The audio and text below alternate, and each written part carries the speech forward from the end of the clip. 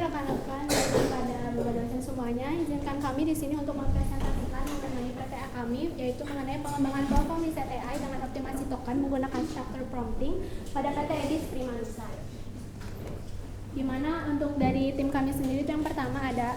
Perkenalkan, nama saya Agra Anissa Sama dengan 3 digit NIM terakhir 067.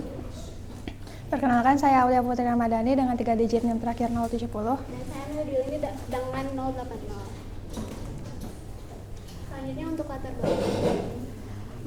Untuk latar belakang sendiri, perkembangan LLM seperti GPT, DeepSeek, juga Gemini telah dimanfaatkan secara luas dalam kegiatan akademik untuk membantu penulisan ilmiah hingga analisis berbasis teks. Meskipun memberikan manfaat signifikan, penggunaan LLM secara intensif menimbulkan tantangan biaya akibat mekanisme pembayaran berbasis konsumsi token. Berbagai penelitian menunjukkan bahwa prompt yang panjang, tidak terstruktur, dan mengandung informasi redundan mendorong terjadinya pembengkakan pada token. Nah, kondisi ini juga dialami oleh PT Edis sebagai mitra industri yang menggunakan platform Maya, di mana biaya operasional meningkatkan akibat inefisiensi input pengguna. Oleh karena itu, diperlukan solusi teknis berupa processing prompt untuk menyaring informasi tidak relevan dan menyusun instruksi secara lebih terstruktur sehingga konsumsi token dapat ditekan tanpa mengurangi kualitas respon LLM. Berdasarkan latar belakang tersebut, terdapat rumusan masalah sebagai berikut. Pertama, ketergantungan pada platform pihak ketiga membatasi kendali mitra untuk menyisipkan mekanisme penghematan token dalam sistem yang berjalan. Lalu selanjutnya ada tingginya biaya operasional token akibat belum diterapkannya mekanisme processing untuk membersihkan noise, menyaring inti, dan menstandarisasi struktur prompt sehingga input pengguna sering kali redundan dan memboroskan token. Lalu selanjutnya dalam pengembangan ini kami memiliki beberapa tujuan, yaitu yang pertama, mengembangkan platform multimodal AI mandiri yang mampu mengintegrasikan berbagai model LLM dalam satu sistem terpusat tanpa ketergantungan pada platform pihak ketiga. Lalu yang kedua, menerapkan strategi pre-processing prompt untuk menyaring informasi dan menyusun instruksi secara lebih terstruktur menggunakan algoritma rule-based filtering atau pembersihan noise, TF-IDF atau texturing untuk ekstraksi informasi, dan template-based prompting untuk standarisasi instruksi. Dan yang ketiga adalah meningkatkan efisiensi biaya operasional penggunaan LLM melalui pengurangan konsumsi token input.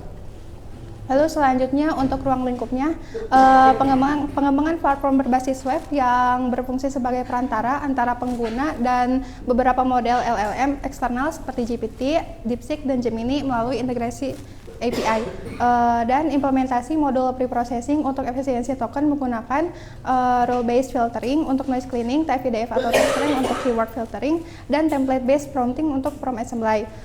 Dan juga penerapan proses preprocessing yang mencakup pembersihan informasi tidak relevan, penyaringan informasi utama, serta penyusunan ulang instruksi agar input lebih ringkas dan terstruktur. Selanjutnya ini ada batasan dari ruang lingkup kami, yaitu sistem tidak melakukan proses retraining atau fine tuning terhadap model yang LLM yang digunakan, sehingga kemampuan kecerdasan dari model itu sendiri itu disediakan oleh penyedia layanan API. Lalu mekanisme preprocessing dibatasi pada input berbasis teks saja, yaitu seperti .pdf, doc ataupun teks biasa, tidak mencakup data multimedia seperti gambar, video ataupun audio. Lalu ada beberapa manfaatnya. Ini yang pertama ada manfaat teoretisnya untuk memberikan penelitian terhadap kontribusi dalam kajian pemrosesan prompt terstruktur sebagai pendekatan untuk meningkatkan efisiensi penggunaan token pada platform multimodal AI. Lalu ada beberapa manfaat praktisnya. Ini yang pertama, mempermudah pengguna dalam mengakses berbagai model LLM melalui satu alur kerja di mana integrasi, sehingga proses pemilihan dan penggunaan model AI dapat dilakukan secara lebih praktis dalam satu platform saja. Lalu selanjutnya, mendukung efisiensi biaya operasional mitra sebagai penyedia layanan karena pemrosesan prompt yang lebih terarah dan terstruktur berkontribusi untuk menekan konsumsi token pada setiap model yang dikirim dan pada setiap permintaan yang dikirimkan kepada model. Lalu selanjutnya saya akan membahas sistem sejenis yang didapatkan. Pertama ada dari optimizing token consumption in LLM. Ini itu menawarkan pendekatan efisiensi token melalui 3 strategi utama, yaitu context awareness, responsibility tuning, dan juga cost sensitive prompting. Lalu selanjutnya ada prompt Orchestration Markup Language, mengusulkan pendekatan strukturisasi prompt melalui bahasa markup modular yang memisahkan elemen-elemen prompt seperti instruksi, konteks, juga format keluaran. Lalu selanjutnya ada scope. Ini tuh menawarkan pendekatan kompresi prompt berbasis generatif melalui mekanisme semantik dan summarization. Lalu selanjutnya kami meninjau beberapa pustaka. Yang pertama ada LLM, yaitu arsitektur transformer dan mekanisme self attention untuk memahami konteks dan tokenisasi untuk memproses teks. Lalu kami mengalami tantangan berupa inflasi token, di mana biaya operasional LLM dihitung per token. Input yang tidak terstruktur memicu penalaran berulang yang menyebabkan pembengkakan biaya. Maka dari itu ada prompt engineering untuk merancang kembali instruksi untuk memadu output model dengan menggunakan metode zero shot atau hingga chain of thought. Akan tetapi prompt manual seringkali tidak efisien dan boros token. Maka dilakukan beberapa tahapan, yaitu noise cleaning atau pembersihan data menggunakan metode rule based filtering untuk menghapus karakter sampah, normalisasi spasi, dan eliminasi stop words secara instan. Lalu ada tahap keyword filtering atau penyaringan inti, di mana kami menggunakan metode TF-IDF dan text rank untuk mengekstraksi poin-poin kunci yang relevan. Dan terakhir kami menggunakan tahap prompt assembly atau perakitan instruksi, di mana kami menggunakan metode template based mengadopsi structured prompting untuk menyusun kembali keyword ke dalam format baku seperti JSON atau XML untuk menjamin konsistensi dan hemat token. Selanjutnya ini akan dijelaskan mengenai noise cleaning menggunakan rule filtering. Jadi itu untuk proses menghapus elemen teks yang tidak penting seperti kata tolong, bantu saya, bingung. Jadi tidak kata-kata yang tidak menambahkan makna dari tugasnya, karena dari setiap kata itu juga dihitung sebagai token. Selanjutnya ini ada keyword filtering menggunakan TF-IDF atau text rank. Di sini mengambil kata inti dari setiap prompt yang digunakan. Jadi menghapus kata-kata yang berbobotnya rendah. Lalu yang terakhir ini ada prompt assembly template dengan template based prompting. Ini itu prompt assembly ini tahap penyusun ulang hasil dari processing teks dan yang noise filtering, dari noise cleaning dan filtering. Ini untuk yang teksnya sudah bersih akan dibuat menjadi format prompt yang terstruktur sebelum akhirnya akan dikirim ke LLM. Contohnya itu disusun menggunakan role, task, konteks, dan output format untuk mengurangi halusinasi dan listening yang berulang agar outputnya itu lebih ringkas dan lebih tepat sasaran. Lalu selanjutnya untuk pengembangannya sendiri, sistem dikembangkan sebagai aplikasi berbasis web menggunakan metodologi agile dengan kerangka kerja Scrum. Proses ini dilaksanakan secara iteratif melalui sprint berdurasi 2 minggu dengan total 8 sprint selama 4 bulan yang mencakup tahap perencanaan, studi, literatur, pengembangan fitur inti, pengujian, evaluasi, hingga penyusunan laporan akhir. Lalu dalam pengembangan ini kami menggunakan beberapa teknologi seperti React untuk antarmuka pengguna dan Next.js sebagai framework full stack, lalu juga Postman untuk sisi pengujian untuk memvalidasi endpoint API benar atau tidak. Berikut adalah rancangan jadwal untuk pelaksanaan selama sprint 8.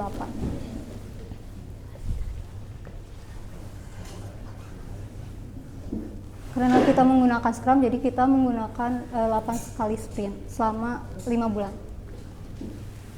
Ya, selanjutnya yang terakhir itu ada rancangan anggaran, di mana ini untuk kebutuhan dari pengumpulan dokumen dan sebagainya untuk tugas laporan yang akan diselesaikan. Berikut ada beberapa referensi yang kami gunakan dalam slide presentasi ini. Sekian dari kami. Balik ke ini bisa definisi apa itu masalah. Ini ada kalau disebut bergantung pada platform itu sebenarnya apa?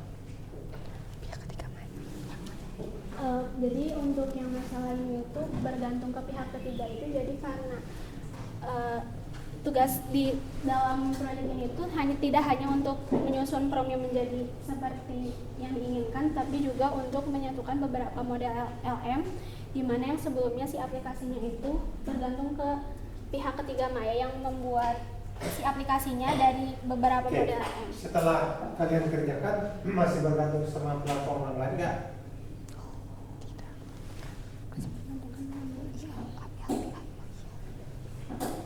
Masih bergantung karena Masih. kami Ya mengambil udah, ini kata-kata ketergantungan ini menjadi kunci. Mungkin yang benar adalah menggunakan platform orang itu tidak bisa dihindari. Namun akibat dari keharusan menggunakan platform, kita harus menanggung biaya. Nah, agar biaya rendah, kita harus punya strategi menggunakan yang itu kan itunya alur logikanya gitu. Nah itu harusnya diangkat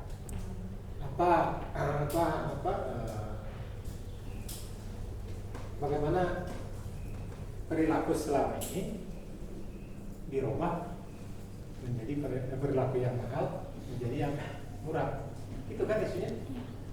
Nah, jadi cara menyampaikan atau cara melaporkannya harus mengikuti logika itu, baru dapat. Nah, oleh karena itu perlu dicoba lihat rujukan nomor 2 atau nomor 1 kan? Nomor 2 coba tampilkan aja rujukan literatur. Nah, coba ada 3 kan? Coba nomor 2. Apa ini? Apa kontribusinya nomor 2 ini?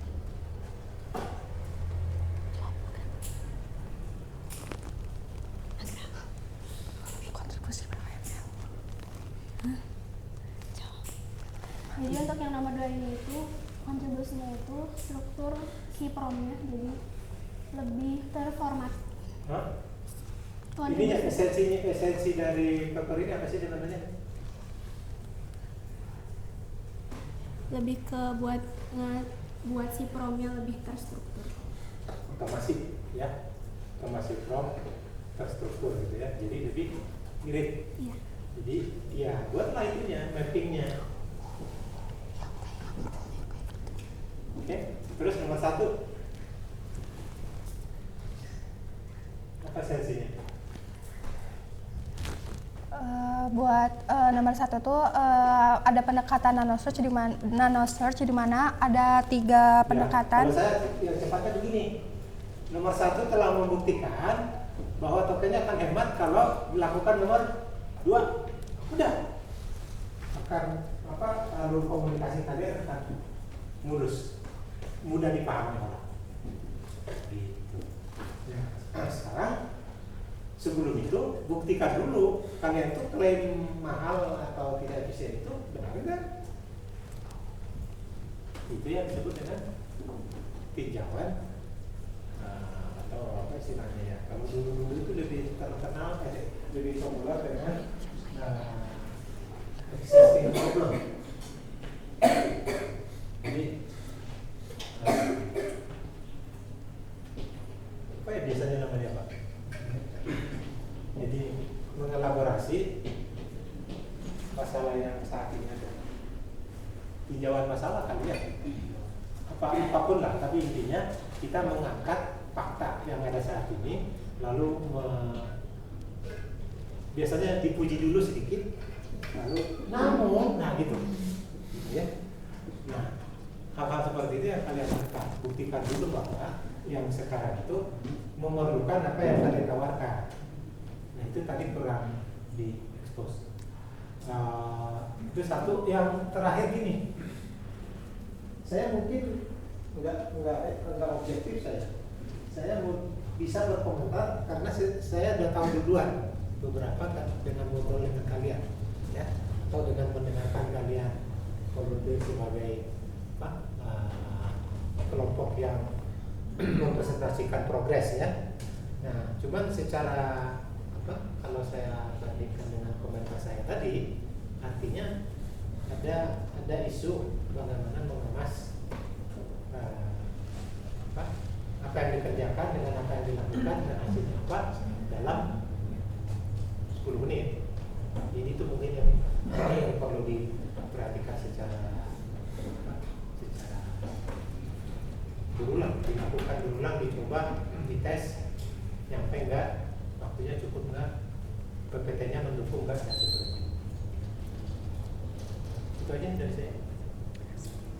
Enggak? Menurut saya sih kita udah sering ya, jadi saya sih udah secara topik sama itu sudah ya. Tapi ini dari segi presentasi ini saya mendingan kamu pakai audio Google aja. Kalau cuma baca doang, sama bikin poin-poin lah gitu kan. Jadi saya awal bab tiba-tiba bab 1 panjang itu saya ketawa gitu. Nah ini tiba-tiba sepanjang Ini 1 kalimat, 2 kalimat? Diperbaiki ya. Apalagi nanti kan serius ya kita Ya. TA seminar yang dinilai itu nggak hanya konten tapi juga ini kalian kan ada yang rubriknya ya. Ada penilaian. Kalau sekarang sih masih belum ya. Tolong diperbaiki dari sisi itunya. Jadi mungkin kurang persiapan. Belajar tanpa ini ya. Belajar hanya dengan satu ini contohlah dosen-dosen senior cuma satu poin bisa 1 jam gitu kan. Kalian juga harus kayak gitu 2 poin 3 poin ya bisa pas gitu untuk latar belakang untuk belajar. Yang kedua mungkin dari sisi ininya kurang dapat nih. Udah ada tuh di slide-slide sebelumnya tapi alurnya belum. Jadi ada contoh kalau bikin research itu seperti apa. Tapi waktu masuk ke bab berapa ya tadi? Yang udah masuk text rank atau apa itu kelihatan kan ada beberapa yang kelihatan. Tapi di awal-awal itu belum kelihatan before dan afternya gitu. Yang mungkin yang ditanyakan sama Pak Joner tadi ya. Sebelum menggunakan ini, sesudah menggunakan yang ada tuh baru sesudahnya aja semuanya. Yang kayak gini kan sesudah semua kan. Yang sebelumnya kan nggak kayak gini. Sebelumnya tanya-tanya bebas aja. Nah itu harus dibikin skenario gitu supaya. Terus yang ketiga ini saya nanti nggak tahu tanya Pak Zul ya. Scrum itu bukan SDLC ya. Scrum itu metode project based. Jadi pastikan menggunakan SDLC yang bisa dipertanggungjawabkan dokumennya. Contohnya pakai iteratif boleh, pakai prototype, pakai waterfall dan kawan-kawan. Ini kan ada juga ada nilai SRS, SDD dan kawan-kawan. Kalau ini kan nggak tahu ya. Kalau Scrum itu kan terus kalian cuma bertiga, terus siapa project owner-nya, siapa yang suruh. Jangan-jangan project owner-nya kalian yang rapat, kalian yang stand up meeting kalian juga, terus gimana? Ya. Nggak cocok lah. Kalau misalnya ada 10 orang sih masuk akal pakai Scrum. Ya kan cuma bertiga. Jadi saya itu sih kalau nggak masuk. Saya ingin tanya dulu, definisi token yang kalian maksud apa?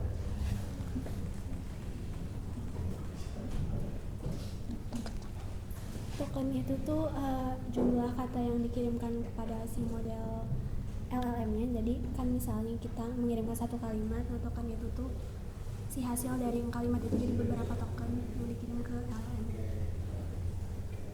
Kemudian lanjutannya penting mungkin. Lalu apa? Udah. Enggak. Ada implikasi lain. Jadi di mana jumlah token itu jadi parameter digunakan dari parameter apa? Dalam biayanya. Nah, harus disambungkan ke sana baru harus pakai sense token listrik, bukan token word processing. Betul, serius. Kalau nggak gitu, ya ngapain repot-repot melakukan efisiensi dan apa tadi? Yang nomor 2 Masalah. membuat HTML otomatis, ya, gitu kan? Harus dihubungkan ke sana. Nah, terkait token ya. Tadi saya melihat juga ada pembahasan terkait processing. Harus juga ya processing. tadi ada istilah bahwa preposisinya menggunakan TRIDF, terus pakai adanya lah, tidak ada TRIDF. Ini ya.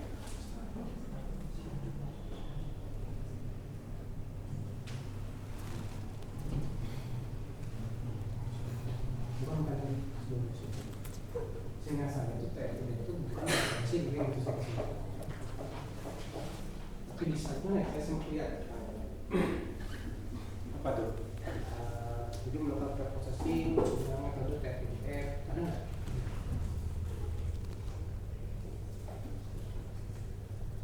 Nah ini ya. Nah implementasi model preprocessing untuk efisiensi akan menggunakan perlu dikaji lagi ya apakah preprocessing itu menggunakan TRIDF atau enggak. Nah, text strength, terus apa nih? Nah, nanti referensinya kalian dapat dari mana?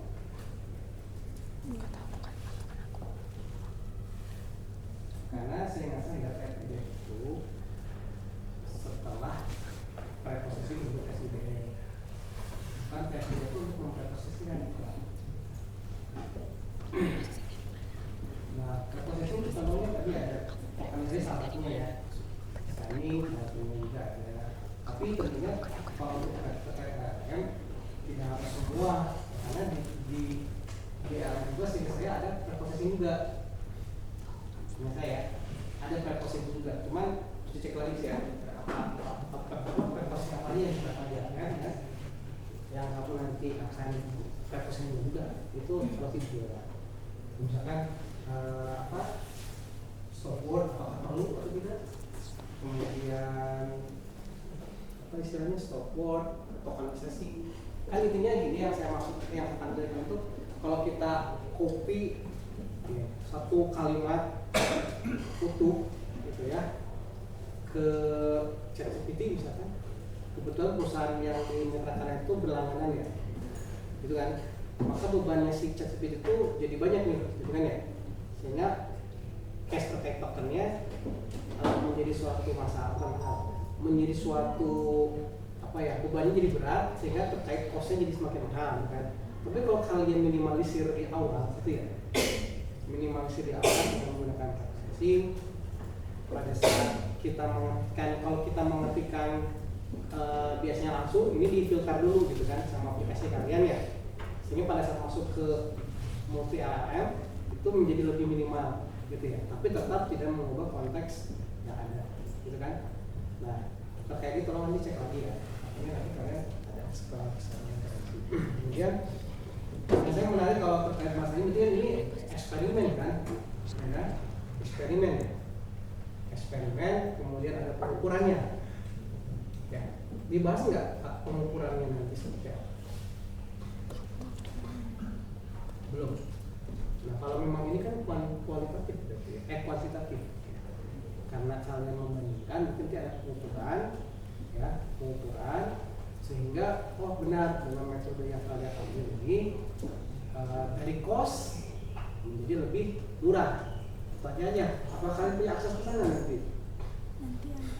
Dikasih akses, melihat costnya, oh gitu. Kalau bisa sih bisa dapat akses itu, karena pengukuran itu kan nanti kita lihatnya pada saat nanti di cost kelihatan dari angkanya. Oh ternyata penggunaannya dengan menggunakan metode ini menjadi lebih hemat nih.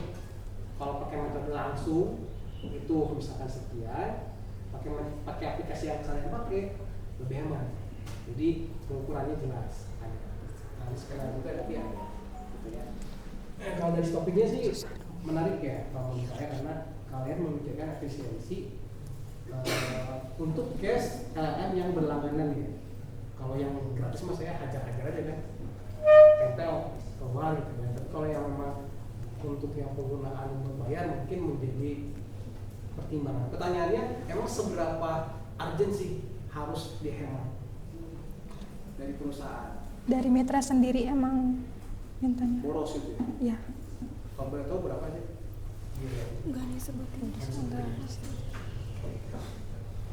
Sebenarnya logikanya bukan gitu kan, bedakan kalau ini kan dia nge-service orang lain gitu intinya. Jadi bakal membengkak semakin banyak orang yang menggunakan. Beda sama yang kalau saya mah saya juga pakai Pro tapi saya siksa bebas aja. Saya sendiri, saya nggak ada ke urgensi untuk ngasih ke orang lain. Kalau seandainya ini dipakai bareng-bareng ya mungkin saya ada mikir karena kan ada kuota. Nah itu yang harus di sini tuh harus ada di latar belakang tuh sense bahwa itu korporat. Tinjau existing masyarakat. Iya. Sama ini, kita lagi kepikiran. Kalau kita pakai prompting kan berkali-kali ya. Nah kalau yang nanti kalian ini seperti apa? Karena kan biasanya kalau kita mau prompting bisa jadi berkali-kali kan, bertanya terus kan, gitu ya. Nah saya belum kebayang nanti kalian kalau yang menggunakan ini apakah sama seperti biasanya gitu. Cuman bedanya kalau setiap prompting dihematin gitu ya, ada yang menghematnya atau seperti apa? Bisa jelasin nggak?